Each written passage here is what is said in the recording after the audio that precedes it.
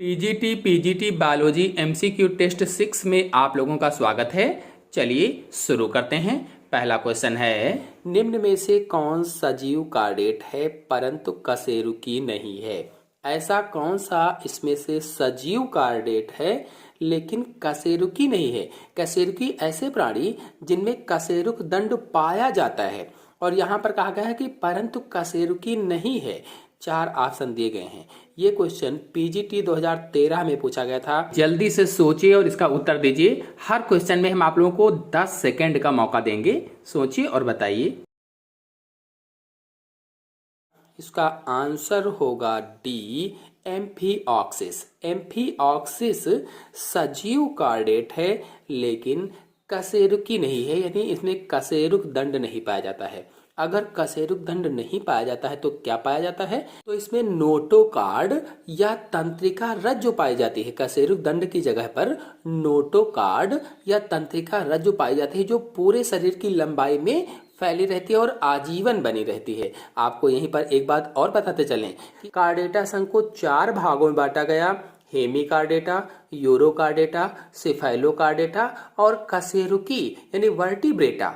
Vertebrata के अंतर्गत कई सारे वर्ग हैं। मत्स्य वर्ग, उभयचर, सरीसृप, पक्षी और स्तनधारी वर्ग आते हैं। नेक्स्ट क्वेश्चन पर, एम्फीऑक्सिस संबंधित है।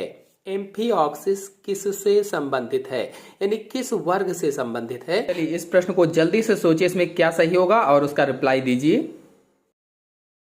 तो अभी मैंने आप लोगों को बताया था कि जो एम्फीऑक्सिस है, एम्फीऑक्सिस सिफाइलोकार्डेटा से संबंधित है और सिफाइलोकार्डेटा उपसंघ है। किसका, तो फाइलम कार्डेटा का उपसंघ है या संघ कार्डेटा का उपसंघ क्या होता है, सिफाइलोकार्डेटा होता है। और सिफाइलोकार्डेटा जो है इसका प्रमुख उदाहरण एम्फीऑक्सिस जंतु है। तो इसमें ऑप्शन से होगा पहला वाला। नेक्स्ट क्वेश्चन है, कौन प्रकाश उत्सर्जित करता है। इनमें से ऐसा कौन सा जंतु है जो प्रकाश उत्सर्जित करता है। 4 ऑप्शन आप लोग के सामने दिए गए हैं। पीजीटी 2013 में क्वेश्चन पूछा गया था। इसका आंसर जल्दी से बताना है कि ऐसा कौन सा जंतु है जो प्रकाश को उत्सर्जित करता है। ऑप्शन सही होगा इसमें डी, पाइरोसोमा। पाइरोसोमा प्रकाश को उत्सर्जित करता है। आपको बता दें कि पाइरोसोमा कार्डेटा संघ के उपसंघ यानी सब फाइलम यूरोकार्डेटा का एक समुद्री जंतु है। यानी इसका उपसंघ क्या है, यूरोकार्डेटा। कार्डेटा का उपसंघ यूरोकार्डेटा है। मैंने बताया था कार्डेटा को 4 भागों में बांटा गया, हेमिकार्डेटा, यूरोकार्डेटा, सिफाइलोकार्डेटा और कशेरुकी। तो उसी में से ये यूरोकार्डेटा कार्डेटा का ही उपसंघ है। और ये जो पाइरोसोमा है ये इस संघ का समुद्री जंतु है। यह प्रकाश को उत्सर्जित करता है और एक जैव प्रदीप्त जंतु कहलाता है, या कह लीजिए कि बायोल्यूमिनेसेंट एनिमल कहलाता है। नेक्स्ट क्वेश्चन है, बैलेनोग्लासस को सामान्यतः जाना जाता है। बैलेनोग्लासस को सामान्य रूप से किस रूप में जाना जाता है। तो इसका आंसर जल्दी से सोचकर बताना है। टीजीटी 2009 में क्वेश्चन पूछा गया था ये पहले। इस प्रश्न को जल्दी से सोचिए, इसमें क्या सही होगा और उसका रिप्लाई दीजिए। आपको बता दें कि बैलेनोग्लासस को सामान्यतः जिह्वाकृमि यानी टंग वार्म के नाम से जानते हैं। जिह्वाकृमि यानी टंग वार्म के नाम से जाना जाता है और इसका शरीर 3 भागों में बटा होता है। जो बैलेनोग्लासस है इसका शरीर 3 भागों में बटा होता है। पहला सुंड या सूंड जिसे कहा जाता है, दूसरा कॉलर होता है और तीसरा ट्रंक या धड़ होता है। और इसमें प्रोबोसिस जिह्वा के रूप में दिखाई देती है। जो प्रोबोसिस होती है वो जीभ के रूप में दिखाई देती है। नेक्स्ट क्वेश्चन है, बैलेनोग्लासस का लार्वा है। 4 ऑप्शन दिए गए हैं। इसमें से कौन सा ऑप्शन ऐसा है जो बैलेनोग्लासस का लार्वा है। टीजीटी 2013 में क्वेश्चन पूछा गया था। चलिए जल्दी से सोचिए और इसका उत्तर दीजिए। इसका आंसर होगा सी, टोर्नेरिया लार्वा। बैलेनोग्लासस का लार्वा क्या होगा, टोरनेरिया लार्वा। ये क्वेश्चन टीजीटी 2013 में पूछा गया था। और आपको बता दें कि बैलनोग्लासस हेमिकार्डेटा से संबंधित जीव है, हेमिकार्डेटा से, और इसका टोरनेरिया लार्वा इकाइनोडर्मेटा संघ के बाइपिनेरिया लार्वा से समानता रखता है। जो इकाइनोडर्मेटा में बाइपिनेरिया लार्वा होता है, बिल्कुल उसी जैसा ये लार्वा होता है, टोनेरिया लार्वा। और इसे कशेरुकी एवं अकशेरुकी के बीच की कड़ी भी माना जाता है। यानी कशेरुकी जंतु जो होते हैं और अकशेरुकी जंतु जो होते हैं, उनके बीच की कड़ी भी इसी को मानते हैं। नेक्स्ट क्वेश्चन है, टोरनेरिया किसका लार्वा है? देखिए, क्वेश्चन को घुमाकर पूछा गया है। वो क्वेश्चन 2013 में पूछा गया था, ये क्वेश्चन 2011 में पूछा गया था। टोरनेरिया किसका लार्वा है पूछा गया है। तो आप सभी लोग अब तक जान चुके होंगे टोरनेरिया किसका लार्वा होगा? बैलनोग्लासस का। बैलनोग्लासस का टोरनेरिया लार्वा होता है। फिर नेक्स्ट क्वेश्चन है, बैलनोग्लासस का लार्वा है। देखिए, फिर से वही क्वेश्चन है और ये पीजीटी में इस बार पूछा गया था 2010 में। बहुत ही इंपॉर्टेंट क्वेश्चन है ये, कई बार अलग अलग करके टीजीटी में आया, फिर पीजीटी में आया। तो बैलनोग्लासस का लार्वा कौन सा होगा? ए वाला, टोरनेरिया लार्वा। टोरनेरिया लार्वा बैलनोग्लासस का लार्वा होता है। नेक्स्ट क्वेश्चन है, हेमिकार्डेट्स में प्रजनन मुख्यतया होता है। हेमिकार्डेट्स में प्रजनन मुख्यतया किसके द्वारा होता है या कौन सा होता है? 4 ऑप्शन दिए गए हैं। चलिए, इस प्रश्न को जल्दी से सोचिए, इसमें क्या सही होगा और उसका रिप्लाई दीजिए। इसमें से ऑप्शन सही होगा सी। हेमिकार्डेट्स में प्रजनन लैंगिक प्रकार का होता है, यानी सेक्सुअल रिप्रोडक्शन इसमें होता है। आपको बताते चलें कि हेमिकार्डेट की संरचना जो होती है द्विपक्षीय होती है, यानी सममित शरीर युक्त एक ट्यूब की तरह से होता है। द्विपक्षीय सममित शरीर होता है और एक ट्यूब के तरीके से होता है। इनका शरीर 3 भागों में बटा होता है, शोषण नलिका या उसे ही चूसक हम कह सकते हैं, कालर तथा ट्रंक, ये 3 भाग हो गए। और इनमें प्रजनन सामान्यतः लैंगिक ही होता है। नेक्स्ट क्वेश्चन है, यूरोकार्डेट में उत्सर्जन होता है। यूरोकार्डेट में किसके द्वारा उत्सर्जन होता है? जो यूरोकार्डेट संघ के जंतु होते हैं, उनमें किससे उत्सर्जन होता है? 4 ऑप्शन दिए गए। चलिए, जल्दी से सोचिए और इसका उत्तर दीजिए। का आंसर होगा डी, न्यूरल ग्रंथि, पाइलोरिक ग्रंथियों तथा नेफ्रोसाइट्स के द्वारा। यानी इन चीजों के द्वारा यूरोकार्डेट्स में उत्सर्जन होता है। आपको बता दें कि यूरोकार्डेटा उपसंघ के प्राणियों में पृष्ठरज्जु या नोटोकार्ड, पृष्ठरज्जु को नोटोकार्ड कहा जाता है, केवल इनके लार्वा की पूंछ में उपस्थित होती है। और इनमें उत्सर्जन, जैसे मैंने बताया, न्यूरल ग्रंथि, पाइलोरिक ग्रंथि और नेफ्रोसाइट्स के द्वारा होता है।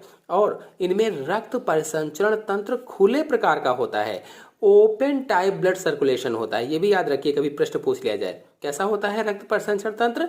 खुले प्रकार का होता है। नेक्स्ट क्वेश्चन है, हर्डमानिया में उत्सर्जन होता है। तो इसका आंसर क्या होगा? हर्डमानिया में उत्सर्जन किसके द्वारा होगा? तो अभी मैंने आपको बताया था, हर्डमानिया में उत्सर्जन न्यूरल ग्रंथि के द्वारा होगा। न्यूरल ग्रंथि के द्वारा। अगर न्यूरल ग्रंथि है तो इसके द्वारा, अगर पाइलोरिक ग्रंथि होती तो उसके द्वारा, अगर नेफ्रोसाइट्स होता तो उसके द्वारा। ये सभी उत्सर्जन अंग होते हैं। नेक्स्ट क्वेश्चन है, हर्डमानिया में न्यूरल ग्रंथि का मुख्य कार्य है। देखिए, उसी क्वेश्चन को घुमा कर पूछा गया है कि अब न्यूरल ग्रंथि का कार्य क्या है। चलिए, इस प्रश्न को जल्दी से सोचिए, इसमें क्या सही होगा और उसका रिप्लाई दीजिए। तो आंसर सही होगा सी, उत्सर्जन का कार्य होता है। यानी न्यूरल ग्रंथि उत्सर्जन या एक्सक्रीशन का कार्य करती है। नेक्स्ट क्वेश्चन है, हर्डमानिया के रक्त में होता है लौह, तांबा, वेनेडियम और कैडमियम। क्या होता है? हर्डमानिया के रक्त में क्या होता है? 4 ऑप्शन दिए गए। इसमें से ऑप्शन सही होगा सी, वेनेडियम। यानी कि हर्डमानिया के रुधिर में वेनेडियम पदार्थ पाया जाता है, जो कि इसके श्वसन रंगा में होता है, यानी श्वसन रंगा पदार्थ होता है। नेक्स्ट क्वेश्चन है, चक्रांग होता है। चक्रांग तारामीन में, एकार्न वर्म में, हर्डमानिया में, एम्फिऑक्सिस में चक्रांग किस में पाया जाता है? चलिए जल्दी से सोचिए और इसका उत्तर दीजिए। हर क्वेश्चन में हम आप लोगों को 10 सेकंड का मौका देंगे। सोचिए और बताइए। तो इसका आंसर होगा डी, एम्फिऑक्सिस में चक्रांग पाया जाता है। आपको बता दें कि एम्फिऑक्सिस या ब्रेंकियोस्टोमा में चक्रांग पाया जाता है और यह इनके पाचन तंत्र का भाग होता है। चक्रांग क्या है? पाचन तंत्र का भाग होता है और इसी में भोजन ग्रहण का कार्य भी होता है। नेक्स्ट क्वेश्चन है, ब्लास्टोपोर से बनता है। ब्लास्टोपोर से क्या बनता है? 4 ऑप्शन दिए गए हैं। चलिए इस प्रश्न को जल्दी से सोचिए, इसमें क्या सही होगा और उसका रिप्लाई दीजिए। इसमें से ऑप्शन सही होगा पहला, ब्लास्टोपोर से मुख बनता है। मुख। नेक्स्ट क्वेश्चन है, कौन कथन सत्य है? 4 ऑप्शन दिए गए हैं, तो इसमें से कौन सा ऑप्शन सत्य है ये बताना है। इसका ऑप्शन होगा पहला, प्रोटोकार्डेटा समुद्री होते हैं। यह ऑप्शन सही है, यानी प्रोटोकार्डेटा, सभी प्रोटोकार्डेटा समुद्र में जीवन यापन करते हैं और ये स्वतंत्र रूप से तैरने वाले, स्थानबद्ध, एकाकी एवं संधारी होते हैं। क्वेश्चन है, धरती पर सबसे पहले वर्टिब्रेट जंतु थे। ऐसे कौन से वर्टिब्रेट जंतु हैं जो धरती पर सबसे पहले थे? 4 ऑप्शन दिए गए हैं, इसमें से जल्दी से सोचकर बताइए। ये क्वेश्चन पीजीटी 2011 में पूछा गया था। तो इसका आंसर होगा पहला, ऑस्ट्रेकोडर्मी। धरती पर सबसे पहले वर्टिब्रेट जंतु ऑस्ट्रेकोडर्मी थे। और ये ऑस्ट्रेकोडर्मी है क्या वास्तव में? तो जो संघ कार्डेटा है, संघ कार्डेटा का जो उपसंघ वर्टिब्रेटा है, इस उपसंघ को 2 ग्रुप में बांटा गया, 2 समूहों में बांटा गया, एग्नैथा और नैथोस्टोमेटा। एग्नैथा और नैथोस्टोमेटा। जो एग्नैथा है, एग्नैथा समूह में वर्ग ऑस्ट्रेकोडर्मी आता है। एग्नैथा समूह में वर्ग ऑस्ट्रेकोडर्मी आता है और इस वर्ग के जो जंतु थे, ये सबसे पहले वर्टिब्रेट थे जो धरती पर थे और अब ये पूर्णतः विलुप्त हो चुके हैं, खो चुके हैं, नहीं है। नेक्स्ट क्वेश्चन है, मलेरिया के नियंत्रण के लिए कौन सी मछली प्रयोग में आती है? मलेरिया को नियंत्रित करने के लिए कौन सी मछली प्रयोग में लाई जाती है? 4 ऑप्शन दिए गए हैं, इसमें से एक ऑप्शन सही है। ये क्वेश्चन टीजीटी 2013 में पूछा गया था। चलिए जल्दी से सोचिए और इसका उत्तर दीजिए। इसका आंसर होगा बी, गैम्बूसिया। गैम्बूसिया मलेरिया के नियंत्रण के लिए ऐसी मछली है जो प्रयोग में आती है। आपको बता दें कि मलेरिया के नियंत्रण या कंट्रोल के लिए कुछ लार्वा भक्षी मछलियों का जलाशयों में प्रयोग किया जाता है। कैसी मछलियों का? लार्वा भक्षी मछलियों का जलाशयों में प्रयोग किया जाता है। और पोएसिलिया रेटिकुलेटा, पोएसिलिया रेटिकुलेटा, गैम्बूसिया आदि लार्वा भक्षी मछलियों के उदाहरण हैं। अगर यहाँ पर गैम्बूसिया न लिखा होता और पोएसिलिया रेटिकुलेटा लिखा होता तो ये भी लार्वा भक्षी होता है, यानी मलेरिया को नियंत्रित करने में मछली को प्रयोग किया जाता है। नेक्स्ट क्वेश्चन है, कौन सी एक वास्तविक मछली है? देखिए इसमें वास्तविक मछली का नाम बताना है। बहुत ही इंपॉर्टेंट क्वेश्चन है, कई बार पूछा गया है और पीजीटी में 2010 में पूछा गया, 2013 में पूछा गया और इसी क्वेश्चन को पीजीटी में 2005 में भी उससे पहले पूछा गया था। तो ये कौन सी है मछली इसमें से जो वास्तविक मछली होती है? आंसर सही होगा इसका डी, फ्लाइंग फिश। जो फ्लाइंग फिश है ये वास्तविक मछली है। बाकी जो व्हेल है, कटल फिश है, सिल्वर फिश है, ये असत्य मछली हैं, सत्य मछली नहीं है। आपको यहीं पर बताते चलें कि flying fish, cat fish, pipe fish, paddle fish, gold fish और ग्लोब फिश, ये इतनी जो मछलियां हैं, flying fish, cat fish, pipe fish, paddle fish, gold fish, globe fish, ये सभी मछलियां वास्तविक मछलियां होती हैं, मत्स्य वर्ग के अंतर्गत आती हैं, वास्तविक मछलियां हैं। याद रखेंगे आप लोग। यहां पर देखिए एक मछली बताई गई फ्लाइंग फिश, इस तरह से कैट फिश हो सकती थी, पाइप फिश हो सकती थी, इनमें से कोई भी हो सकती थी। ये कैसी मछलियां होती हैं? ये वास्तविक मछलियां होती हैं।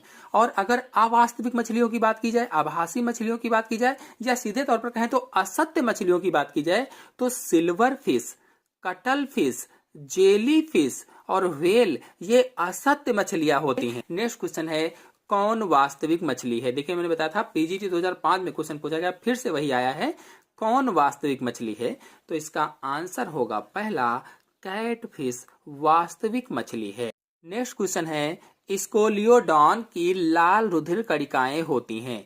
स्कोलियोडॉन की लाल रुधिर कणिकाएं या आरबीसी कणिकाएं होती हैं कैसी? 4 ऑप्शन दिए गए हैं। पहला है गोल केंद्रक युक्त, दूसरा है गोल केंद्रक विहीन, तीसरा है अंडाकार केंद्रक युक्त और चौथा है अंडाकार केंद्रक विहीन। पीजीटी 2013 में क्वेश्चन पूछा गया था, इसका आंसर क्या होगा? जल्दी से सोचिए और बताइए कि स्कोलियोडॉन की लाल रुधिर कणिकाएं कैसी होती हैं।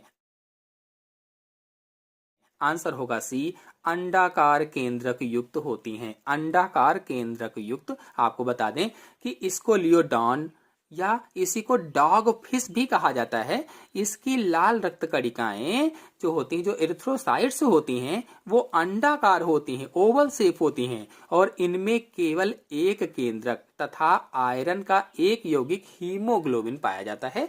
नेक्स्ट क्वेश्चन है, स्कोलियोडॉन का अंतःकंकाल बना होता है। स्कोलियोडॉन का अंतःकंकाल किसका बना होता है? उपास्थिका, हड्डियों का, सल्कों का, प्लेटों का। टीजीटी 2013 में क्वेश्चन पूछा गया था, इसका आंसर होगा पहला, उपास्थिका। यानी स्कोलियोडॉन का अंतःकंकाल उपास्थिका बना होता है, कार्टिलेज का बना होता है। आपको बता दें कि स्कोलियोडॉन को डॉग फिश भी कहा जाता है, अभी मैंने बताया था डॉग फिश भी इसको कहते हैं, और यह मत्स्य वर्ग का कार्टिलेजिनस मछली है। कैसी मछली है? मत्स्य वर्ग की कार्टिलेजिनस मछली है और यह नैथोस्टोमेटा समूह के अंतर्गत आती है। जो संघ कार्डेटा है, कार्डेटा के संघ वर्टिब्रेटा को दो ग्रुपों में बांटा गया है, दो समूहों में बांटा गया है, एक नैथा और नैथोस्टोमेटा, तो उसी का ये नैथोस्टोमेटा है। इसका पूरा अंतःकंकाल उपास्थिका बना होता है या कार्टिलेज का बना होता है। किसका? स्कोलियोडॉन का जो अंतःकंकाल होता है वो कार्टिलेज का बना होता है या उपास्थिका बना होता है। और ये पिंडज होते हैं अर्थात वायवीपिरस होते हैं, पिंडज अर्थात वायवीपिरस होते हैं। नेक्स्ट क्वेश्चन है, डॉग फिश निम्न में से किस समूह के अंतर्गत आती है? डॉग फिश किस समूह में आती है? 4 समूह दिए गए हैं और डॉग फिश को मैंने बताया क्या कहा जाता है? स्कोलियोडॉन कहा जाता है। तो किसके अंतर्गत आएगी? बी सही होगा, नैथोस्टोमेटा के अंतर्गत आएगी। और नैथोस्टोमेटा उपसंघ वर्टिब्रेटा का एक ग्रुप है, समूह है, और वर्टिब्रेटा क्या है? तो कार्डेटा संघ का एक उपसंघ है। नेक्स्ट क्वेश्चन है, कौन सी मछली पिंडज होती है? 4 ऑप्शन दिए गए हैं, इसमें ऐसी मछली का नाम बताना है जो पिंडज होती है। टीजीटी 2002 में क्वेश्चन पूछा गया था। चलिए इस प्रश्न को जल्दी से सोचिए, इसमें क्या सही होगा और उसका रिप्लाई दीजिए। इसका आंसर होगा बी, स्कोलियोडॉन, और स्कोलियोडॉन को डॉग फिश भी कहा जाता है। नेक्स्ट क्वेश्चन है, स्क्रॉल वॉल्व पाया जाता है। स्क्रॉल वॉल्व किसमें पाया जाता है? 4 ऑप्शन दिए गए हैं, इसका ऑप्शन सही होगा डी, स्कोलियोडॉन में स्क्रॉल वॉल्व पाया जाता है। आपको बता दें कि स्कोलियोडॉन की आंत में स्क्रॉल वॉल्व या स्पाइरल वॉल्व पाया जाता है। चाहे स्क्रॉल वॉल्व कहिए चाहे स्पाइरल वॉल्व कहिए, ये पाया जाता है कहां पर? आंतों में। किसकी? स्कोलियोडॉन की। और ये वार्मावत यानी एंटी क्लॉकवाइज घूमती हुई संरचनाएं होती हैं, एंटी क्लॉकवाइज फोल्डेड होती हैं और यह केचुआ में पाई जाने वाली टिफ्लोसॉल की भांति अवशोषण के लिए सतह क्षेत्र को बढ़ाता है, सरफेस एरिया को बढ़ाता है, अवशोषण को एब्जॉर्प्शन के लिए बढ़ाता है। नेक्स्ट क्वेश्चन है, किसके नर में पैतृक संरक्षण गुण पाया जाता है? ऐसा कौन सा नर है जिसमें पैतृक संरक्षण गुण पाया जाता है? 4 ऑप्शन दिए गए हैं, टीजीटी 2013 में क्वेश्चन पूछा गया था। इसका आंसर क्या होगा? इसका आंसर होगा पहला, हिप्पोकैम्पस मछली में। तो हिप्पोकैम्पस या नर हिप्पोकैम्पस जो होता है, हिप्पोकैम्पस मछली में मादा अंडों को नर के उदर पर स्थित थैली में स्थानांतरित कर देती है। यानी जो मादा होती है वो अंडे देने के बाद नर में एक उसके पेट में थैली बनी होती है, वो उसी थैली में, जो नर की थैली होती है, उसी में मादा अंडों को रख देती है। इस तरह से उसको कहा जाता है स्थानांतरित कर देती है और नर उन्हें अंडोत्पत्ति तक अपने पास रखता है। यानी जो हैचिंग होती है या उनको बड़े होने तक, उसमें से बच्चे निकलने तक अपने पास रखता है। और यह नर में पैतृक संरक्षण का एक उत्कृष्ट उदाहरण है। नर में पैतृक संरक्षण गुण पाया जाता है किसमें? तो नर हिप्पोकैम्पस में। नेक्स्ट क्वेश्चन है, समुद्री एवं अलवणीय जल के बीच बिना प्रजनन के प्रयोजन से मछलियों का स्वतंत्र विचरण कहलाता है। यानी प्रजनन का प्रयोजन ना हो, ऐसे ही स्वतंत्र रूप से विचरण करती हैं समुद्री एवं अलवणीय जल में, तो उसे क्या कहा जाता है? 4 ऑप्शन दिए गए हैं, इसमें से ऑप्शन कौन सा सही होगा जल्दी से सोचकर बताना है। ये क्वेश्चन पीजीटी 2016 में पूछा गया था, तो इसका आंसर होगा बी, एम्फीड्रोमस माइग्रेशन। एम्फीड्रोमस माइग्रेशन होता है। आपको बता दें कि मछलियों में प्रजनन के उद्देश्य से अलवणीय जल या अलवणीय जल को अंग्रेजी में फ्रेश वाटर बोला जाता है। फ्रेश वाटर से जो मैरीन वाटर होता है, समुद्री जल होता है, इसकी तरफ विचरण को केटाड्रोमस माइग्रेशन कहते हैं। केटाडोमस माइग्रेशन कहा जाता है। जबकि जो समुद्री जल से अलवणीय जल की तरफ एनाड्रोमस माइग्रेशन कहलाता है। अगर समुद्री जल से अलवणीय जल की तरफ है तो एनाड्रोमस माइग्रेशन कहलाता है। और जब यह विचरण बिना प्रजनन के प्रयोजन से होता है तो उसे एम्फीड्रोमस माइग्रेशन कहा जाता है। तो 3 तरीके के माइग्रेशन मैंने बताए। केटाड्रोमस माइग्रेशन क्या हुआ? जब प्रजनन के उद्देश्य से अलवणीय जल से समुद्री जल की तरफ विचरण करती हैं मछलियां, तो उसे केटाड्रोमस माइग्रेशन कहा जाता है। और जब समुद्री जल से अलवणीय जल की तरफ मछलियां विचरण करती हैं तो उसे एनाड्रोमस माइग्रेशन कहा जाता है। और जब बिना प्रजनन के प्रयोजन से मछलियां विचरण करती हैं तो उसे एम्फीड्रोमस माइग्रेशन कहा जाता है। किसी पर भी क्वेश्चन पूछा जाए तुरंत बता लेंगे। नेक्स्ट क्वेश्चन है, समुद्री घोड़ा होता है, क्या होता है? मछली है, स्तनी है, पक्षी है, मांसाहारी है? टीजीटी 2005 में क्वेश्चन पूछा गया था कि समुद्री घोड़ा होता है एक। ऑप्शन सही होगा इसका पहला, समुद्री घोड़ा एक मछली होता है। आपको बताते चलें कि समुद्री घोड़ा या अंग्रेजी में इसे सी हॉर्स कहते हैं, सी हॉर्स, या इसे ही हिप्पोकैम्पस कहा जाता है, हिप्पोकैम्पस। और यह मत्स्य वर्ग का प्राणी है, मत्स्य वर्ग। और इन्हें अश्वमीन के नाम से भी जाना जाता है, अश्वमीन भी कहा जाता है, घोड़ा मछली भी कहा जाता है। और इनकी लंबाई सामान्यतः 1.5 सेंटीमीटर से 35 सेंटीमीटर तक होती है। नेक्स्ट क्वेश्चन है, जल से बाहर कर देने पर मछलियां मर जाती हैं क्योंकि? जब मछलियों को जल से बाहर किया जाता है तो वे क्यों मर जाती हैं? टीजीटी 2004 में क्वेश्चन पूछा गया था। इसका आंसर सही होगा डी, वे श्वास नहीं ले पाती हैं। ये तो सभी लोग जानते होंगे कि अगर जल से बाहर मछलियों को कर दिया जाएगा तो श्वास नहीं ले पाएंगी और मर जाएंगी। आपको बता दें कि अधिकांश मछलियां, कुछ अपवादों को छोड़ दीजिए, अधिकांश मछलियां गिल्स के द्वारा श्वसन करती हैं। जो गिल्स होते हैं उनमें गलफड़े होते हैं, उनके द्वारा श्वसन करती हैं। और मछलियों में गिल ऐसी संरचनाएं होती हैं जो जल में घुलनशील ऑक्सीजन को ग्रहण कर लेती हैं। यानी इस तरीके की संरचनाएं होती हैं कि जो जल में ऑक्सीजन घुली रहती है उसको ग्रहण कर लेती हैं। और गिल दरारें बाल सदृश रोम से युक्त होती हैं। यानी इसमें छोटे छोटे से दरारों पर रोम भी पाए जाते हैं बालों जैसे, जो पानी में तैरती हुई अवस्था में खुले रहते हैं। अब जब पानी में वे तैर रहे होती हैं तो ये खुले रहते हैं, लेकिन जल से मछली को बाहर लाने पर ये आपस में ठीक से उसी प्रकार चिपक जाते हैं जैसे शेविंग ब्रश से बाल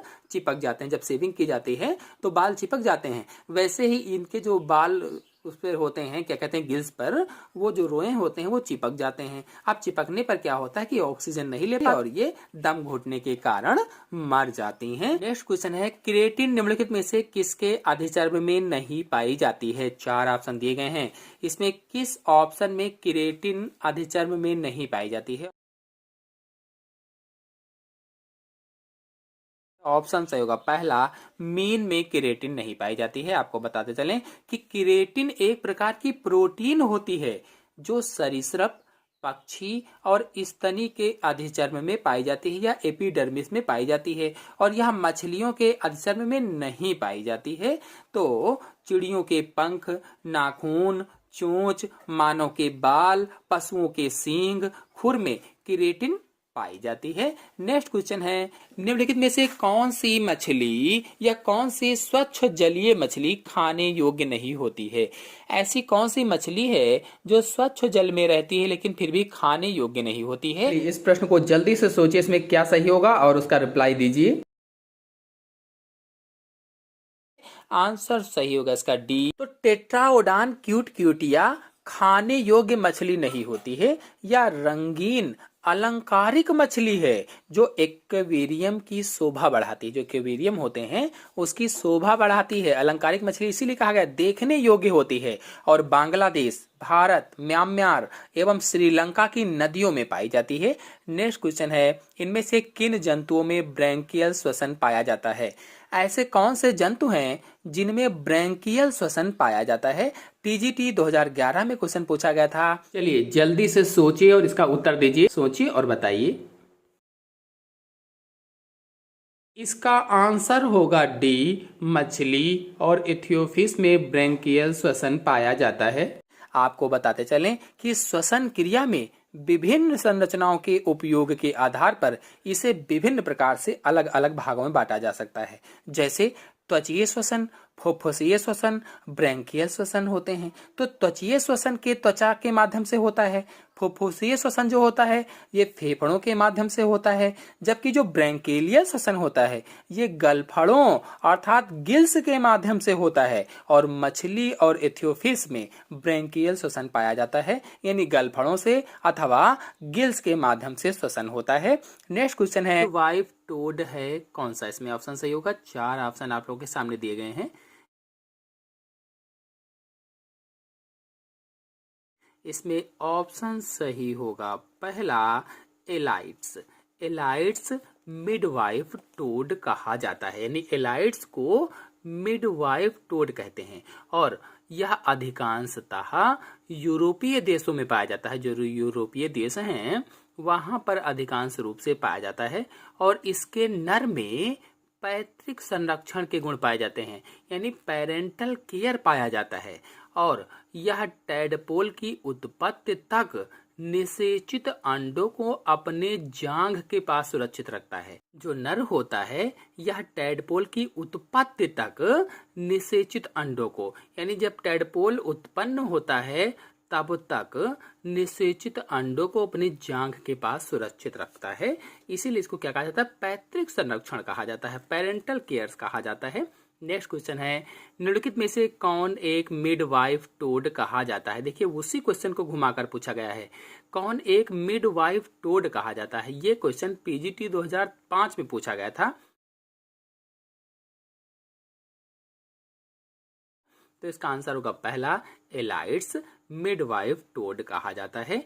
नेक्स्ट क्वेश्चन है, पाद विहीन उभयचर किस गण से संबंधित हैं? पाद विहीन यानी जिनमें पाद नहीं होते हैं, ऐसे उभयचर किस गण से संबंधित हैं? 4 गण दिए गए हैं।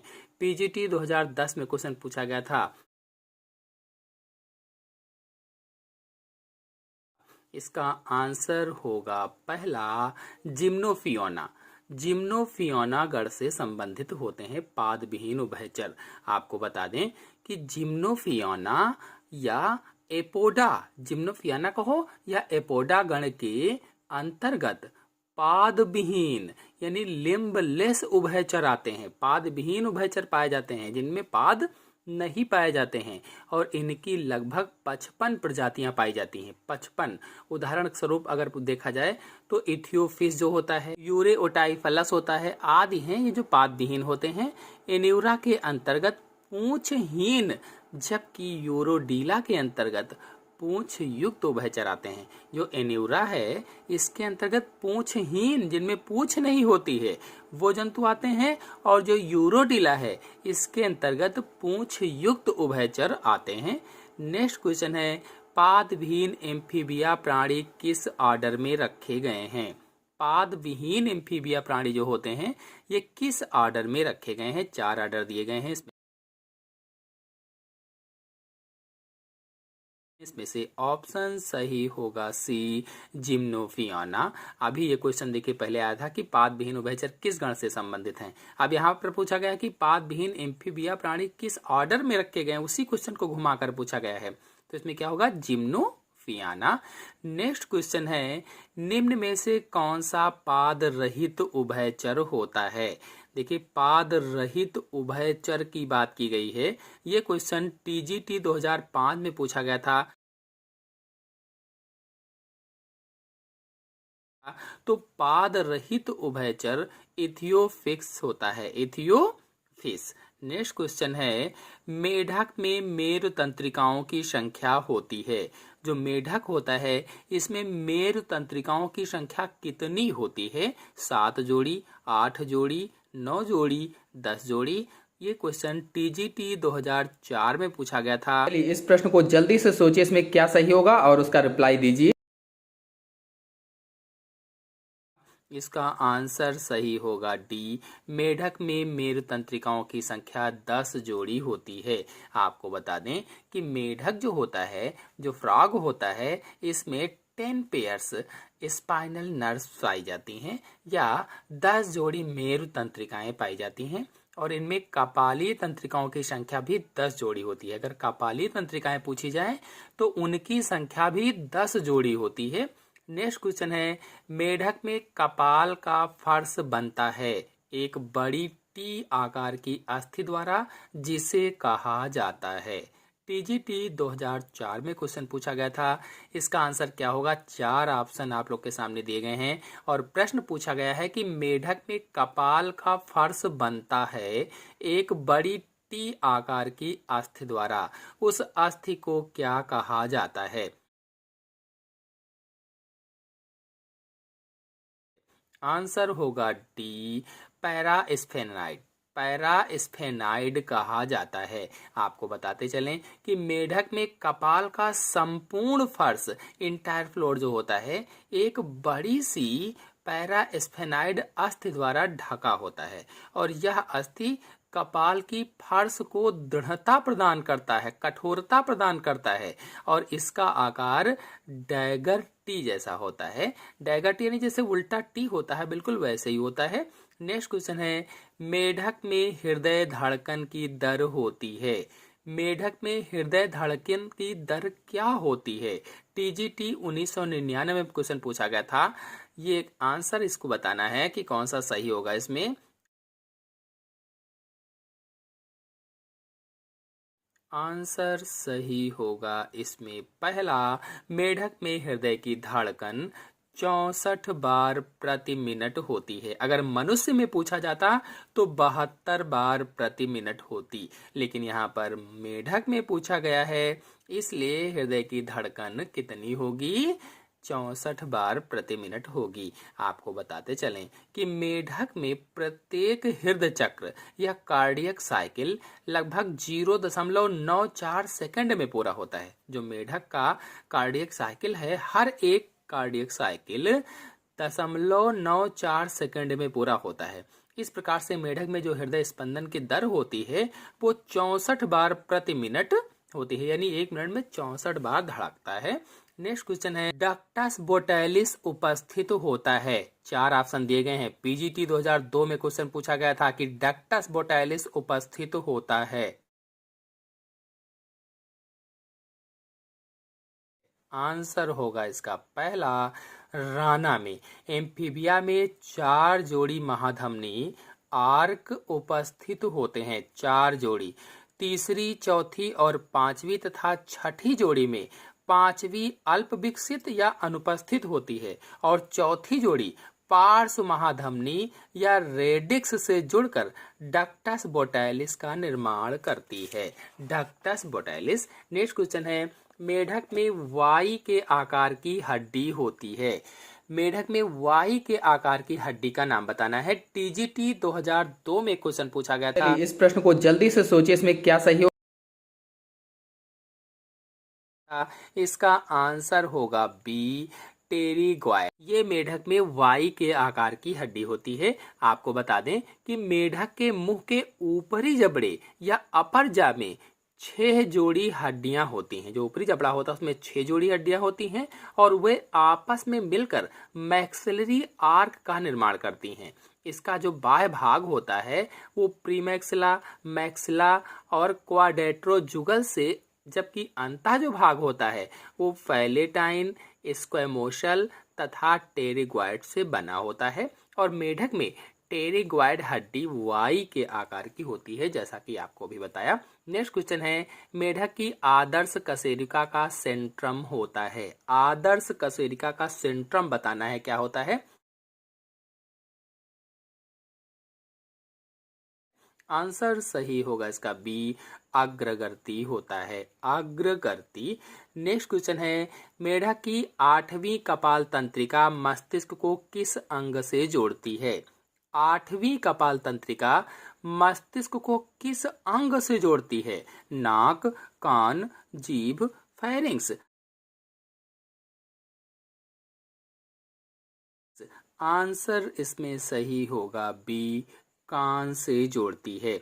बता दें कि 8वीं कपाल तंत्रिका को श्रवण या ऑडिटरी तंत्रिका कहा जाता है। श्रवण या ऑडिटरी नर्व कहा जाता है और यह संवेदी या सेंसरी तंत्रिका होती है जो मस्तिष्क को कान से जोड़ती है।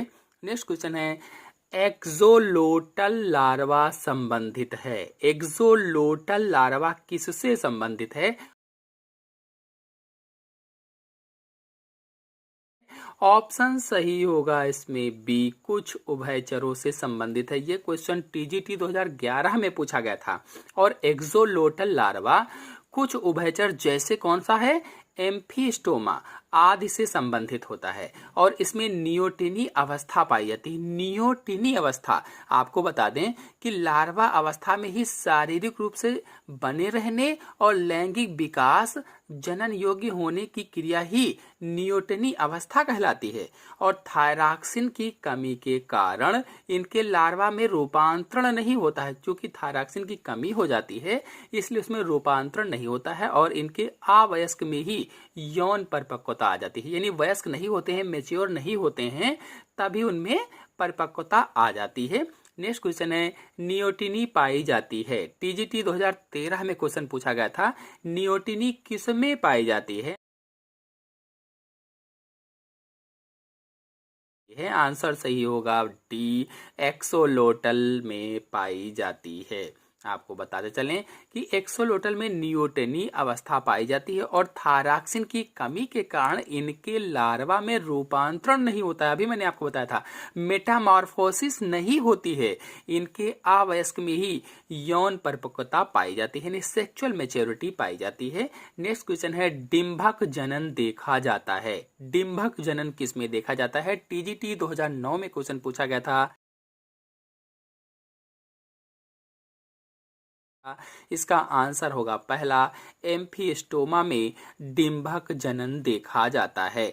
डिंभक जनन क्या है ये आपको बता देते हैं। तो जो एम्फीस्टोमा होता है इसका कायांतरण नहीं होता है, अर्थात इसमें लार्वा अवस्था में ही जनन प्रक्रिया प्रारंभ हो जाती है और यह वयस्क में परिवर्तित हुए बिना ही जनन योग्य हो जाता है। ऐसी जनन प्रक्रिया को ही डिंभक जनन कहा जाता है या नियोटिनी कहा जाता है। जैसा कि मैंने अभी आपको बताया था कि लैंगिक विकास जनन योग्य होने की क्रिया ही नियोटिनी कहलाती है। जबकि क्या शर्त है कि लार्वा अवस्था ही हो, यानी कायांतरण ना हो, वो वयस्क ना हुआ हो और जनन योग्य हो जाए तो उसे ही नियोटिनी कहा जाता है या डिंभक जनन कहा जाता है। नियोटिनी को हिंदी में डिंभक जनन कहते हैं। नेक्स्ट क्वेश्चन है, सबसे बड़ी आरबीसी किस में पाई जाती है। सबसे बड़ी आरबीसी किस में पाई जाती है। आंसर इसमें बताना है जल्दी से खोज कर। आंसर सही होगा सी। बता दें कि समस्त जंतुओं में एम्फीबियन की आरबीसी सबसे बड़ी होती है। जो एम्फीबियन की आरबीसी है, रेड ब्लड कार्पल्स हैं, ये सबसे बड़ी होती हैं। जैसे एम्फियोमा आपको बताया, इस तरह से प्रोटियस जो होता है इसमें भी सबसे बड़ी होती है। तो इसमें सबसे बड़ी आरबीसी पाई जाती है। एमनियोटा में शामिल नहीं है। एमनियोटा में क्या शामिल नहीं है? एम्फीबिया, सरीसृप, पक्षी, स्तनधारी। 4 ऑप्शन दिए गए हैं, इसमें से कौन सा ऑप्शन सही होगा जो एमनियोटा में शामिल नहीं है? आंसर होगा पहला, एम्फीबिया एमनियोटा में शामिल नहीं है। एमनियोटा समूह में सरीसृप यानी रेप्टाइल्स, पक्षी यानी बर्ड्स और स्तनधारी यानी मैमल्स आते हैं। एमनियोटा में कौन कौन से आते हैं? सरीसृप, पक्षी, स्तनधारी यानी रेप्टाइल्स, बर्ड्स और मैमल्स आते हैं। और इनमें भ्रूणीय अवस्था में बाह्य भ्रूणीय कलाएं जो होती हैं यानी एक्स्ट्रा एम्ब्रियोनिक मेम्ब्रेन्स जो होती हैं, एमनियन, कोरियन और एलेंटाइस पाई जाती हैं। एमनियन, कोरियन और एलेंटाइस होती हैं। नेक्स्ट क्वेश्चन है, घड़ियाल का वैज्ञानिक नाम है। घड़ियाल का क्या वैज्ञानिक नाम है? 4 ऑप्शन दिए गए हैं, इसमें से आपको ये बताना है कि घड़ियाल का कौन सा वैज्ञानिक नाम है। आंसर होगा इसका सी, गेविएलिस गंगेटिकस। गेविएलिस गंगेटिकस घड़ियाल का वैज्ञानिक नाम होता है। आपको बताते चलें कि घड़ियाल गेविएलिडी कुल का मगरमच्छ जैसा सरीसृप जंतु है। मगरमच्छ जैसा होता है और सरीसृप जंतु है। इसे मछली खाने वाला मगरमच्छ भी कहा जाता है, यानी फिश ईटिंग क्रोकोडाइल भी कहते हैं। क्या कहते हैं? फिश ईटिंग क्रोकोडाइल भी इसे कहा जाता है। और इसका वैज्ञानिक नाम मैंने क्या बताया है? गेविएलिस गंगेटिकस। नेक्स्ट क्वेश्चन है, फोरामेन ऑफ पेनाइजी किसके हृदय में पाया जाता है? 4 ऑप्शन दिए गए हैं, मेढक, कबूतर, मगरमच्छ, खरगोश। किसके हृदय में फोरामेन ऑफ पेनाइजी पाया जाता है? पीजीटी 2010 में क्वेश्चन पूछा गया था। चलिए जल्दी से सोचिए और इसका उत्तर दीजिए। इसका आंसर सही होगा सी, मगरमच्छ के हृदय में फोरामेन ऑफ पेनाइजी पाया जाता है। ये वास्तव में होता क्या है? तो एक छिद्र होता है, यानी मगरमच्छ के हृदय में फोरामेन ऑफ पेनाइजी नामक एक छिद्र पाया जाता है जो बाईं महाधमनी को दाईं महाधमनी से जोड़ता है। उसके हृदय में क्या करता है? ये बाईं वाली जो महाधमनी होती है उसको दाईं वाली महाधमनी से जोड़ता है। और इनका हृदय पूर्णतः 4 भागों में विभक्त होता है। यह कह लीजिए कि 4 भागों में इनका हृदय बटा होता है। नेक्स्ट क्वेश्चन है, प्राणी जो ऊपरी जबड़ा हिला सकता है। ऐसा प्राणी जो ऊपरी जबड़ा हिला सकता है, हाथी, मगरमच्छ, कैलिरियस, मेढक। कौन सा सही होगा इसमें? प्राणी जो ऊपरी जबड़ा हिला सकता है। पीजीटी 2010 में क्वेश्चन पूछा गया था। इस प्रश्न को जल्दी से सोचिए, इसमें क्या सही होगा और उसका रिप्लाई दीजिए। इसका आंसर सही होगा बी, मगरमच्छ अपना ऊपरी जबड़ा हिला सकता है। आपको बता दें कि मगरमच्छ या घड़ियाल, मगरमच्छ कहो या घड़ियाल कहो, सरीसृप वर्ग के प्राणी हैं। ये क्या हैं? सरीसृप वर्ग के प्राणी हैं। ये क्रोकोडीलिया गण के सदस्य होते हैं। क्रोकोडीलिया गण के सदस्य। और ये अंडज होते हैं। अंडज अर्थात ओविपरस होते हैं। यदि आप लोग अंडज या ओविपरस के बारे में और डिटेल से जानना चाहते हैं तो मेरे चैनल में वीडियो अपलोडेड है, आप लोग जाकर के देख सकते हैं। और रेप्टिलिया या सरीसृप वर्ग का पूरा एक फुल वीडियो अपलोडेड है, आप लोग जाकर के देख सकते हैं। और सभी जितने भी संघ हैं, सभी संघों पर वीडियो अपलोडेड हैं, आप लोग जाकर के उनसे जानकारी प्राप्त कर सकते हैं जो टीजीटी के लिए मोस्ट इंपॉर्टेंट हैं। तो ये अंडज होते हैं और ओविपरस होते हैं। इनमें थीकोडांट प्रकार का दंत विन्यास पाया जाता है। दंत विन्यास कैसा होता है? थीकोडांट प्रकार का दंत विन्यास होता है। और इनके दांत एक प्रकार के सॉकेट में स्थित होते हैं। जो दांत होते हैं एक प्रकार के सॉकेट में स्थित होते हैं। और ये अपना ऊपरी जबड़ा हिलाने में अर्थात ऊपर नीचे करने में सफल होते हैं या हिला सकते हैं। इसीलिए इस प्रश्न में कहा गया था जो प्राणी ऊपरी जबड़ा हिला सकता है। तो क्या बताया मैंने? मगरमच्छ। नेक्स्ट क्वेश्चन है, घड़ियाल में निम्न प्रकार का दंत विन्यास पाया जाता है। 4 ऑप्शन दिए गए हैं, इसमें से कौन सा ऑप्शन सही होगा? ये क्वेश्चन टीजीटी 2003 में पूछा गया था।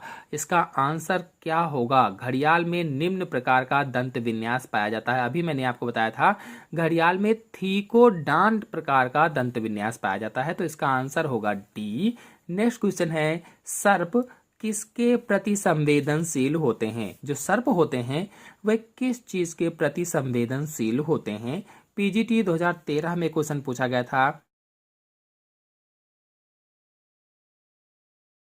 इसका आंसर होगा बी, भूमि द्वारा उत्पन्न कंपन के प्रति संवेदनशील होते हैं। यानी भूमि से जो कंपन उत्पन्न होते हैं उसके प्रति सांप संवेदनशील होते हैं। आपको बताते चलें कि सर्प हवा के द्वारा उत्पन्न कंपन या आवाज सुनने में असमर्थ होता है। हवा से जो कंपन होते हैं या जो हवा में आवाज होती है वो नहीं सुन पाता है, क्योंकि इसमें जो बाह्य कर्ण की विभिन्न प्रकार की जो गुहाएं होती हैं, मध्य कर्ण की जो गुहाएं होती हैं वो नहीं होती हैं। सर्प में अंतःकर्ण एवं कालमुलेना ऑरिस उपस्थित होता, केवल अंतःकर्ण होता है, बाह्य कर्ण मध्य कर्ण नहीं पाया जाता है। इसीलिए ये क्या होता है कि जो हवा में कंपन होते हैं उनको नहीं सुन पाते हैं या हवा की आवाजें नहीं सुन पाते हैं। ये केवल भूमि द्वारा उत्पन्न कंपन के प्रति ही संवेदनशील होते हैं, भूमि से ही कंपनों को सुनते हैं। नेक्स्ट क्वेश्चन है, भारत का सबसे बड़ा विषैला सर्प है। सबसे बड़ा विषैला सर्प कौन है? कैरत,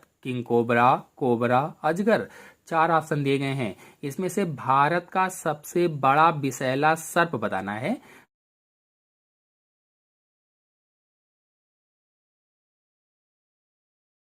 तो आंसर सही होगा इसका B, king cobra. King cobra जो होता है सबसे बड़ा विषैला सर्प होता है। नाग या कोबरा 2 से 2.5 मीटर तक लंबा होता है। आप लोग ध्यान देकर हर एक पॉइंट को समझते चलिए, प्रश्न आ सकता है इन पर भी। नाग या कोबरा जो होता है ये 2 से 2.5 मीटर तक लगभग में लंबा होता है, लगभग में है ये। जबकि शेष नाग या जो नागराज होता है या कह लीजिए जो किंग कोबरा होता है ये 5 से 6 मीटर तक लंबा होता है। यानी नाग या कोबरा कितने मीटर मैंने लंबा बताया? 2 से 2.5 मीटर तक लंबा। जबकि जो शेष नाग है या नागराज है या किंग कोबरा जिसे प्रश्न में मैंने बताया है, तो किंग कोबरा जो होता है ये 5 से 6 मीटर तक लंबा होता है। धामिन, अजगर तथा दुमुही सर्प विषहीन होते हैं। जो धामिन होता है, जो अजगर होता है जिसको पाइथन कहते हैं, और दुमुही सर्प जो होता है ये विषहीन होते हैं, इसमें विष नहीं पाया जाता है। आते हैं नेक्स्ट क्वेश्चन पर, निम्न में से कौन सर्प जहरीला नहीं है? ऐसा कौन सा सर्प है जो जहरीला नहीं है? Cobra, python, krait, viper. चलिए इस प्रश्न को जल्दी से सोचिए, इसमें क्या सही होगा और उसका रिप्लाई दीजिए। तो इसका आंसर होगा बी, पाइथन। मैंने बताया था जो पाइथन होता है ये जहरीला सर्प नहीं होता है। नेक्स्ट क्वेश्चन है, कौन विषहीन सर्प है? विषहीन सर्प का नाम बताना है। तो 4 ऑप्शन दिए गए हैं, इसमें से ऑप्शन सही होगा बी, अजगर। अजगर विषहीन सर्प है। देखिए एक ही क्वेश्चन को अभी मैंने प्रश्न पहले बताया था, निम्न में से कौन सर्प जहरीला नहीं है, तो पाइथन बताया गया, और पाइथन को ही अजगर कहा जाता है। किस तरह से प्रश्न को घुमाकर पूछा जाता है। 2005 में पूछा गया कि कौन विषहीन सर्प है, तो अजगर बता दिया। अब यहाँ पर अगर पाइथन होता तो पाइथन कहते, क्योंकि पाइथन को ही अजगर कहा जाता है। नेक्स्ट क्वेश्चन है, जब सिर पर बड़ी सल्कें हों तथा नेत्र एवं नासा छिद्रों के बीच एक गड्ढा हो, वह सर्प क्या कहलाते हैं? मैंने अभी आप लोगों को बताया था, जो पिट वाइपर होता है, पिट वाइपर के सिर पर बड़ी बड़ी सल्कें होती हैं, नेत्रों और बाह्य नासा छिद्रों के बीच में एक गड्ढा होता है। तो इसमें आंसर क्या सही होगा? आंसर सही होगा सी, वाइपर। नेक्स्ट क्वेश्चन है, कौन सा सांप विषैला नहीं है? इसमें से ऐसा कौन सा सांप है जो विषैला नहीं है? टीजीटी 1999 में क्वेश्चन पूछा गया था। चलिए जल्दी से सोचिए और इसका उत्तर दीजिए। इसका आंसर होगा सी, धामिन विषैला नहीं है। आपको मैंने बताया था कि धामिन, अजगर, अजगर यानी पाइथन, दुमुही सर्प ये विषहीन होते हैं, नॉन पॉइजनस होते हैं, अर्थात इसमें विष नहीं पाया जाता है। नेक्स्ट क्वेश्चन है, विषैले सर्पों में विष दंत जुड़े होते हैं। जो विषैले सर्प हैं उसमें विष दंत किससे जुड़े होते हैं? 4 ऑप्शन दिए गए हैं। ये क्वेश्चन पीजीटी 2010 में पूछा गया था। इसका आंसर होगा बी, मैक्सिला से जुड़े होते हैं। मैक्सिला आपको बताते चलें कि विषैले सांपों में ऊपरी जबड़े की जो मैक्सिली होती है, मैक्सिली हड्डियों के 1 से 3 जोड़ी, यानी प्रायः 1 जोड़ी होती है, लेकिन लगभग में 1 से 3 जोड़ी आप कह सकते हैं। तो 1 से 3 जोड़ी बड़े व पीछे की ओर मुड़े विषदंत होते हैं। और ये जो विषदंत होते हैं मुड़े हुए से पीछे की ओर, तो ये तालु से लेकर मुख गुहा में उभरे रहते हैं। ये जो मुख गुहा होती है, जैसे हमारा मुख होता है, मुख के अंदर गुहा होती है जिसमें हम खाना को रखते हैं, वैसे ही सांपों के मुख में, मुख गुहा में ये उभरे हुए रहते हैं। नेक्स्ट क्वेश्चन है, विषैले सर्पों के विषदंत रूपांतरित होते हैं। विषैले सर्पों के विषदंत किसके रूपांतरित होते हैं? ऑप्शन से होगा ए, मैक्सिलरी दंत के रूपांतरित होते हैं। नेक्स्ट क्वेश्चन है, सर्प के विषदंत हैं। सर्प के विषदंत, टीजीटी 2009 में क्वेश्चन पूछा गया था।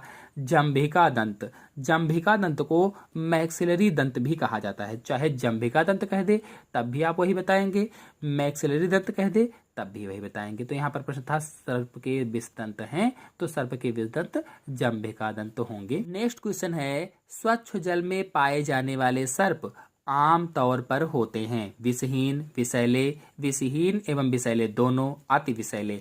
ऐसे सर्प जो स्वच्छ जल में पाए जाते हैं वे कैसे होते हैं? 4 ऑप्शन दिए गए हैं, इसमें से ऑप्शन सही होगा पहला, विषहीन होते हैं। यानी ऐसे सर्प जो स्वच्छ जल में पाए जाते हैं वह विषहीन होते हैं। विषहीन का मतलब उसमें विष नहीं पाया जाता है। आपको बताते चलें कि सांप या सर्प या स्नेक सरीसृप वर्ग का प्राणी है या रिप्टिलिया वर्ग का प्राणी है, और स्वच्छ जल में पाए जाने वाले सर्प प्रायः विषहीन ही होते हैं या नॉन पॉइजनस होते हैं, और ये आमतौर पर झीलों के शांत जल, घास के मैदानों, दलदल, तालाब, खाड़ियों एवं धीमी गति से बहने वाले नहरों में पाए जाते हैं। नेक्स्ट क्वेश्चन है, निम्नलिखित किस वर्ग में सांप आते हैं? ऐसा कौन सा वर्ग है इनमें से जिसमें सांप आते हैं? तो सभी लोग जानते होंगे कि जो सरीसृप है, जो रेप्टिलिया है, इसी में सांप आते हैं। तो इसका ऑप्शन सही होगा बी, सरीसृप वर्ग में सांप आते हैं। नेक्स्ट क्वेश्चन है, कोबरा दंश में रोगी की मृत्यु का कारण। जब कोबरा डस लेता है व्यक्ति को तो रोगी क्यों मर जाता है, उसका कारण क्या होता है? टीजीटी 2002 में क्वेश्चन पूछा गया था। इसका आंसर होगा सी, तंत्रिकाओं की निष्क्रियता। यानी जो हमारी तंत्रिका कोशिकाएं होती हैं वे निष्क्रिय हो जाती हैं। यदि आप लोग तंत्रिका कोशिका पर वीडियो देखना चाहते हैं, तो वीडियो चैनल में अपलोडेड है, आप लोग जाकर के देख सकते हैं। तो इसका आंसर क्या होगा? तंत्रिकाओं की निष्क्रियता। आपको बताते चलें कि कोबरा का विष न्यूरोटॉक्सिक होता है, न्यूरोटॉक्सिक, और इसके प्रभाव से रोगी के तंत्रिका ऊतक नष्ट हो जाते हैं, और पेशियां जो होती हैं, मुख्यतः जो श्वास वाली पेशियां होती हैं, वो बिल्कुल ही निष्क्रिय हो जाती हैं, काम करना बंद कर देती हैं, जिससे रोगी की मृत्यु हो जाती है। नेक्स्ट क्वेश्चन है, वह ग्रंथि जो नर छिपकली की जांघ के निचले पृष्ठ में पाई जाती है। ऐसी ग्रंथि का नाम इनमें से खोजना है जो नर छिपकली होती है उसकी जांघ के निचले पृष्ठ में पाई जाती है। टीजीटी 2009 में क्वेश्चन पूछा गया था। इसका आंसर होगा बी, फीमोरल ग्रंथि। उसे क्या कहते हैं? फीमोरल ग्रंथि कहते हैं। तो फीमोरल ग्रंथि नर छिपकली की जांघ के निचले पृष्ठ में पाई जाती है, और इससे उत्पन्न स्राव, यानी इससे जो स्राव उत्पन्न होता है, समागम के दौरान या मैटिंग के दौरान मादा छिपकली को कसकर पकड़ने में सहायता करता है, यानी उसको कसकर पकड़ने में हेल्प करता है। नेक्स्ट क्वेश्चन है, पक्षी जो ऊपरी जबड़ा हिला सकता है। गिद्ध, तोता, गौरैया, कबूतर। 4 ऑप्शन दिए गए हैं, इसमें से उस पक्षी का नाम बताना है जो ऊपरी जबड़े को हिला सकता है। तो इसका आंसर होगा बी, तोता ऊपरी जबड़े को हिला सकता है। आपको बता दें, जो तोते की चोंच होती है ये मजबूत हुक के समान होती है। आप सभी लोगों ने तोता देखा होगा, इसकी जो चोंच होती है वो विशिष्ट संरचना वाली मजबूत हुक के जैसी होती है, जैसे हुक होता है, और इसके ऊपरी जबड़े में स्वतंत्र रूप से गति करने की क्षमता होती है। जो ऊपरी जबड़ा होता है वो स्वतंत्र रूप से गति कर सकता है, और यह अपनी चोंच का प्रयोग कठोर फलों को तोड़ने के लिए करता है। नेक्स्ट क्वेश्चन है, कबूतर की रेटिना में होती है। कबूतर की जो रेटिना होती है उसमें क्या होता है? 4 ऑप्शन आप लोग के सामने दिए गए हैं, इसमें से एक ऑप्शन सही है। बताना है कि कबूतर की रेटिना में होती है। इसमें से आंसर सही होगा सी, सलाकाओं से अधिक शंकु होते हैं। कबूतर की जो रेटिना होती है इसमें सलाकाओं से ज़्यादा शंकु होते हैं। आपको बता दें, यदि आप लोग सलाकाएं नहीं जानते क्या है, शंकु नहीं जानते हैं क्या है, तो आंख पर फुल वीडियो मेरे चैनल में अपलोडेड है, आप लोग जाकर के पूरी जानकारी डिटेल से प्राप्त कर सकते हैं। तो इसका आंसर होगा सी, सलाकाओं से अधिक शंकु होते हैं। थोड़ी सी जानकारी और आपको बता दें कि किसी भी वर्टिब्रेट की आंख में रेटिना में दो प्रकार के संवेदी कोशिकाएं पाई जाती हैं। कोई भी वर्टिब्रेट हो उसकी आंखों में जो रेटिना होती है, रेटिना में दो प्रकार की संवेदी कोशिकाएं होती हैं, ये सेंसरी सेल्स पाई जाती हैं। एक शंकु और दूसरी सलाकाएं। सलाकाओं को राट के नाम से जानते हैं। तो कबूतर एक दिनचर प्राणी है और इसकी रेटिना में सलाकाएं कम होती हैं जबकि शंकु या कोन अधिक होते हैं। नेक्स्ट क्वेश्चन है, यूरिक अम्ल उत्सर्जित किया जाता है कबूतर के द्वारा, मेढक के द्वारा, खरगोश के द्वारा, मनुष्य के द्वारा। यूरिक अम्ल किसके द्वारा उत्सर्जित किया जाता है? इसका आंसर होगा पहला, यूरिक अम्ल कबूतर के द्वारा उत्सर्जित किया जाता है। आप लोगों को ये उत्सर्जित पदार्थ के बारे में थोड़ी जानकारी यहीं पर दे दें। जो विभिन्न प्रकार के जीव जंतु होते हैं, इन जीव जंतुओं से उत्सर्जित होने वाले 3 प्रमुख नाइट्रोजन युक्त अपशिष्ट पदार्थ होते हैं, यूरिक अम्ल, यूरिया और अमोनिया। इनमें से जो यूरिक अम्ल है ये सबसे कम विषैला और सबसे कम जल में घुलनशील होता है। और ऐसे जंतु जो यूरिक अम्ल का उत्सर्जन करते हैं उन्हें यूरिकोटेलिक कहा जाता है। यानी यूरिक अम्ल का उत्सर्जन करने वाले जंतुओं को यूरिकोटेलिक कहा जाता है। जैसे कौन कौन से पक्षी हैं, कीट पतंगे हैं जिनको इंसेक्ट बोलते हैं, सरीसृप हैं, मरुस्थल में पाए जाने वाले सर्प हैं, ये सब क्या हैं? यूरिकोटेलिक होते हैं, या कह लीजिए कि यूरिक अम्ल का उत्सर्जन करते हैं।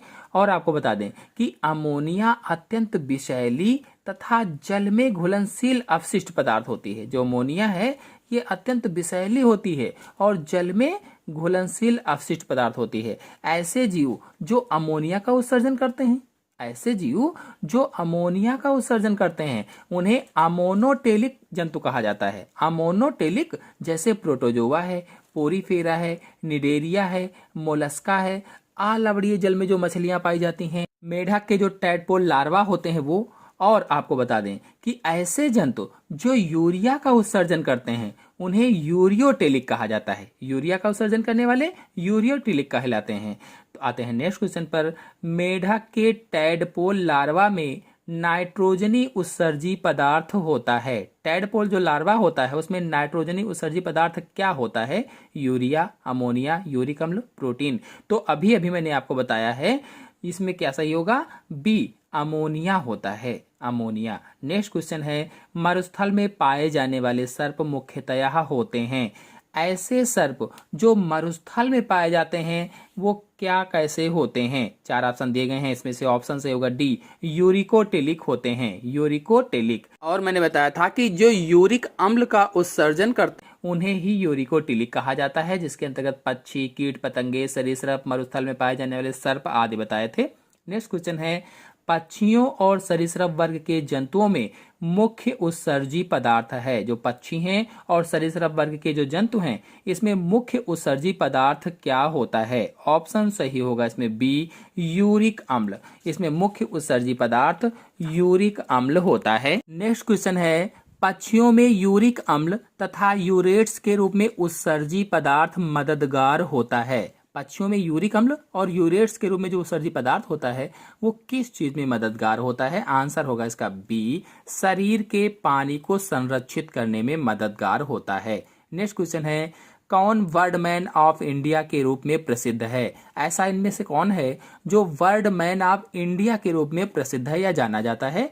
आंसर इसका सही होगा सी, सलीम अली। आपको बता दें कि सलीम अली ने पक्षियों का विस्तृत अध्ययन किया था, अतः इन्हें बर्डमैन ऑफ इंडिया कहा जाता है।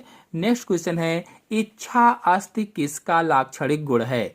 इच्छा अस्थि किसका लाक्षणिक गुण है? आंसर सही होगा इसका डी, उड़नशील पक्षी का। उड़नशील पक्षी यानी फ्लाइंग बर्ड्स की जो अंश मेखला होती है, पेक्टोरल गिटिल होती है, इसमें फर्कुला या इच्छा अस्थि पाई जाती है, चाहे फर्कुला कहिए चाहे इच्छा अस्थि कहिए, पाई जाती है। और ये वी के आकार की होती है। आकार क्या होता है इसका, इस अस्थि का, इस हड्डी का वी आकार होता है, जो कि क्लेविकल और इंटर क्लेविकल के युग्मन से बनती है। यानी क्लेविकल और इंटर क्लेविकल जो होती हैं आपस में जुड़ जाती हैं, फ्यूजन हो जाता है तो बनती है। और यह स्प्रिंग की तरह कार्य करती है, जैसे स्प्रिंग होता है बिल्कुल उसी तरह से कार्य करती है। और उड़ने के दौरान पक्षियों की तेजी से दिशा परिवर्तन में सहायता करती है, यानी दिशा को परिवर्तित करती है एक तरह से कह लीजिए। नेक्स्ट क्वेश्चन है, किसमें अस्थि मज्जा नहीं पाई जाती है? मछलियों में, पक्षियों में, उभयचरों में, सरीसृप में। ऐसा कौन सा इसमें ऑप्शन है जिसमें अस्थि मज्जा नहीं पाई जाती है? आंसर होगा इसका बी, पक्षियों में अस्थि मज्जा नहीं पाई जाती है। बता दें कि पक्षियों के अंतःकंकाल हल्के लेकिन मजबूत तथा बिना इपीफाइसिस के होते हैं, उनमें इपीफाइसिस नहीं होती है। और जो इनकी अस्थियां होती हैं, लॉन्ग बोन्स होती हैं, न्यूमेटिक तथा वातिल या छिद्र युक्त होते हैं। और इनमें अस्थि मज्जा या बोन मैरो नहीं पाई जाती है। जैसे कौन कौन से होते हैं? कबूतर है, हंस है, गौरैया है, इनमें अस्थि मज्जा या बोन मैरो नहीं पाई जाती है। नेक्स्ट क्वेश्चन है, न्यूमेटिक हड्डियां पाई जाती हैं। न्यूमेटिक हड्डियां किसमें पाई जाती हैं? आंसर होगा एक, कबूतर में न्यूमेटिक हड्डियां पाई जाती हैं। अगर हंस होता तब भी, गौरैया होता तब भी सही हो जाता। नेक्स्ट क्वेश्चन है, पक्षियों की हड्डियां होती हैं वातिल, न्यूमेटिक, ए और बी दोनों, इनमें से कोई नहीं। तो हम सभी लोग अब तक जान चुके हैं कि पक्षियों की हड्डियां ए और बी दोनों सही होंगे, यानी वातिल भी होती हैं और न्यूमेटिक भी होती हैं। नेक्स्ट क्वेश्चन है, सिंसरैकम अस्थि किसका लक्षण है? सिंसरैकम अस्थि किसका लक्षण है? आंसर सही होगा सी, उड़नशील चिड़ियों का लक्षण होता है। आपको बता दें कि सिंसरैकम क्या है, तो सिंसरैकम अस्थि उड़नशील पक्षियों का एक विशेष लक्षण होता है। ये अस्थि होती है और पैल्विक कशेरुकाओं के संयोजन से बनी यह अस्थि है। पैल्विक कशेरुकाओं से या पैल्विक वर्टिब्रेट से, और शारीरिक संतुलन बनाने में सहायक होती है या सहायता करती है। तेजी से जो उड़ रहे पक्षी होते हैं, तेजी से उड़ रही पक्षी जब स्थल के संपर्क में आते हैं तब यह अस्थि क्या करती है कि धक्के या झटके से बचाती है उन्हें। नेक्स्ट क्वेश्चन है, पेक्टेन किसकी आंख में पाया जाता है? पेक्टेन मछली, मेढक, सर्प, पक्षी। आंसर होगा इसका डी, पेक्टेन पक्षी की आंख में पाया जाता है। आपको बता दें कि पेक्टेन पक्षियों की आंख के आंतरिक भाग में चुन्नटदार कंघी नुमा संरचना होती है, कॉम्ब लाइक संरचना होती है, जिसे पेक्टेन कहा जाता है। और यह रेटिना की सतह को तीव्र प्रकाश से बचाने का कार्य करती है और नेत्र गोलक के समन्वयन में भी सहायक होती है। नेक्स्ट क्वेश्चन है, किस पक्षी में पेक्टेन अनुपस्थित होता है? ऐसा कौन सा पक्षी है जिसमें पेक्टेन अनुपस्थित होता है? चार ऑप्शन दिए गए हैं, कबूतर, मोर, कीवी, कौवा। ऑप्शन सही होगा सी, कीवी में पेक्टेन अनुपस्थित होता है। नेक्स्ट क्वेश्चन है, कबूतर का दूध स्रावित होता है। कबूतर का दूध किससे स्रावित होता है? आंसर सही होगा इसका सी, नर एवं मादा दोनों से स्रावित होता है। आपको बताते चलें कि कबूतरों में दूध के समान एक प्रकार का तरल पदार्थ स्रावित होता है। जैसे दूध होता है बिल्कुल उसी तरीके का एक प्रकार का तरल पदार्थ स्रावित होता है, और इसी के द्वारा ये पक्षी अपने नवजातों को पोषित करते हैं। यानी जो उनके बच्चे होते हैं उनको इसी से पोषण करवाते हैं, उनको दूध पिलाते हैं। दूध के समान यह तरल इन पक्षियों में क्राप ग्रंथि से निकलता है। यह तरल किस ग्रंथि से निकलता है? तो क्राप ग्रंथि से निकलता है। और क्राप ग्रंथि नर तथा मादा कबूतर दोनों में पाई जाती है, अतः दोनों ही इस प्रकार के तरल के स्राव को अपने चूजों को पोषण करवाते हैं। नेक्स्ट क्वेश्चन है, कुछ पक्षियों के पूंछ पर तेल उत्पादक ग्रंथि कहलाती है। पिन ग्रंथि, म्यूकस ग्रंथि, हरित ग्रंथि, सेबेसियस ग्रंथि। कुछ पक्षियों के पूंछ पर तेल उत्पादक ग्रंथि क्या कहलाती है? टीजीटी 2009 में क्वेश्चन पूछा गया था। इसका आंसर होगा पहला, पिन ग्रंथि कहलाती है। आपको बता दें कि पक्षियों के पूंछ के निकट एक घुंडी नुबा या कह लीजिए कि नॉब लाइक पैपिला उपस्थित होता है, और इसमें पिन ग्रंथि पाई जाती है या स्थित होती है। यह एक त्वचीय ग्रंथि होती है और इससे उत्पन्न होने वाला तैलीय स्राव पंखों को चिकनाई प्रदान करता है। नेक्स्ट क्वेश्चन है, केवल एक ही अंडाशय उपस्थित होता है। किसमें केवल एक ही अंडाशय उपस्थित होता है? 4 ऑप्शन दिए गए हैं, इसमें से ऑप्शन सही होगा सी, पक्षियों में केवल एक ही अंडाशय उपस्थित होता है। आपको बता दें कि अधिकांश मादा पक्षियों में केवल एक क्रियाशील अंडाशय या ओवरी उपस्थित होता है, और यह अंडाशय किधर होता है? तो बाईं तरफ उपस्थित होता है। यह डिंब वाहिनी या ओविडक्ट से जुड़ा होता है। नेक्स्ट क्वेश्चन है, मुर्गी में भ्रूण को बाहरी झटकों तथा चोट से बचाने में कौन सी भ्रूण झिल्ली मदद करती है? 4 ऑप्शन दिए गए हैं, इसमें से ऑप्शन सही होगा बी, एमनियन झिल्ली मदद करती है। यदि आप लोग भ्रूणीय परिवर्धन की सभी झिल्लियों के बारे में डिटेल से जानना चाहते हैं तो मेरे चैनल में वीडियो अपलोडेड है, आप लोग जाकर के देख सकते हैं। आपको बता दें कि भ्रूणीय अवस्था में भ्रूण तथा एमनियन के मध्य एक द्रव भरा रहता है जिसे एमनियोटिक द्रव कहा जाता है, और भ्रूण को बाह्य आघातों व चोट से यही द्रव बचाता है। नेक्स्ट क्वेश्चन है, वह जानवर जो अपने शत्रुओं से बचने के लिए अपना सिर रेत में दबा लेता है, ऐसे जानवर का नाम बताना है जो अपने शत्रुओं से बचने के लिए अपना सिर रेत में दबा लेता है। 4 ऑप्शन दिए गए हैं, इसमें से ऑप्शन सही होगा सी, शुतुरमुर्ग ऐसा जानवर होता है जो अपने शत्रुओं से बचने के लिए अपना मुंह रेत में दबा लेता है या अपना सिर रेत में दबा लेता है। बताते चलें कि शुतुरमुर्ग सबसे बड़ा जीवित पक्षी है। जो शुतुरमुर्ग है ये सबसे बड़ा जीवित पक्षी है और ये उड़ने में असमर्थ होते हैं, उड़ नहीं पाते हैं। इनके अंडे अन्य जीवित पक्षियों की तुलना में सबसे बड़े होते हैं। परभक्षियों द्वारा पीछा किए जाने पर ये 70 से 80 किलोमीटर प्रति घंटा की गति से भाग सकते हैं। भले ही पक्षी इनमें पंख नहीं होते हैं, लेकिन अगर इनका कोई पीछा कर रहा है तो ये 70 से 80 किलोमीटर प्रति घंटा की गति से भाग सकते हैं। जब शुतुरमुर्ग जमीन पर लेटता है या शत्रुओं से छिपता है तो वह अपने सिर व गर्दन को जमीन से सपाट कर लेता है या रेत में छिपा लेता है। नेक्स्ट क्वेश्चन है, इंफ्रा ऑर्बिटल ऑर्किड निम्नलिखित में से किसकी खोपड़ी में दिखाई पड़ती है? इंफ्रा ऑर्बिटल ऑर्किड किसकी खोपड़ी में दिखाई देती है? मेढक, कबूतर, गिरगिट, खरगोश। ऑप्शन सही होगा इसमें बी, कबूतर की। बता दें कि पक्षियों का जबड़ा जो होता है वो दांत रहित होता है, यानी पक्षियों के जबड़े में दांत नहीं होते हैं, टूथलेस होता है, और इनका ऊपरी जबड़ा हर तरफ 2 अस्थिमय है, बाह्य और अंतः से, यानी अस्थिमय आर्क से बनता है। बाह्य आर्क मुख का किनारा बनाता है जिसे इंफ्रा ऑर्बिटल ऑर्किड कहा जाता है या सब ऑर्बिटल बार कहा जाता है। नेक्स्ट क्वेश्चन है, कौन चलनी आहारक पक्षी है? चलनी आहारक पक्षी का नाम बताना है, तो इसमें से आंसर सही होगा डी, बतख चलनी आहारक पक्षी होती है। बता दें कि बतख का पालन आमतौर पर दलहनी या अधिक वर्षा वाले क्षेत्र जो होते हैं वहां पर होता है, और इनके जालीदार पैर जल में तैरने के लिए उपयोगी होते हैं। इनका चोंच चौड़ा व चपटा होता है। तालाब, झील या अन्य जल बहुमूल्य क्षेत्रों में कवक, शैवाल, जल में उगने वाले घास, घोंघे, मछलियां, कीड़े इत्यादि इनके आहार होते हैं और ये चलनी आहारक पक्षी होते हैं। नेक्स्ट क्वेश्चन है, आर्कियोपेटेरिक्स का जीवाश्म किसने खोजा? जो आर्कियोपेटेरिक्स का जीवाश्म था उसको किसने खोजा था?